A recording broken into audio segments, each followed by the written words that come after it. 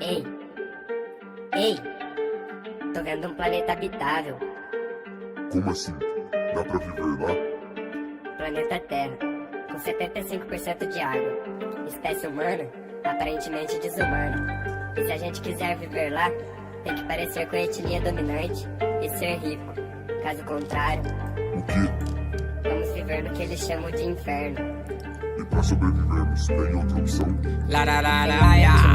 Cidade de papel vai acabar em cinzas, em meio a bombas e flores, castelos em ruína. O tempo passa e a gente olha da janela, acorrentado já fomos, assistindo o mundo por ela.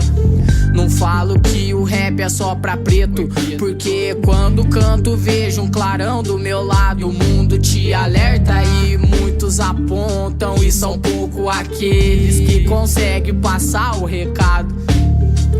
Vivendo o presente e fugir do passado, eu sempre gostei de viver. Bem-aventurados sejam aqueles que não tão de emoção. Aventureiros são aqueles que cantam com o coração, vivendo de amor, sentindo a dor e firme com os pés no chão. Então, ó Pai, olha de cima, que aqui de baixo a coroa se ajoelha e faz bem sua parte. Pro mundo trouxe a arte, e se mexer com ela é eu e mais 7 pintando a arte. Faz bem sua parte. Ponto de partida não é o começo pra quem já tá isso há tempo.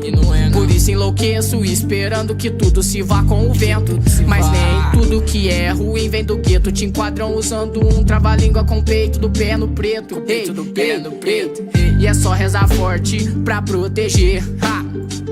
Esses moleque que infelizmente só pela cor é suspeito. E eu fiz direito pra nunca ser cobrado, mesmo em linhas tortas não cambaleei pro lado errado.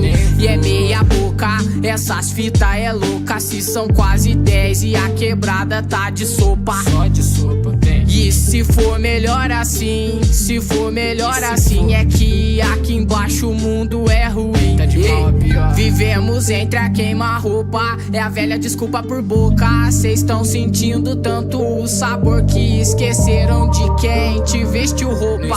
Fala pra mim, eu e Gustavo, 2 contra o mundo. Tá tudo errado, tá tudo errado.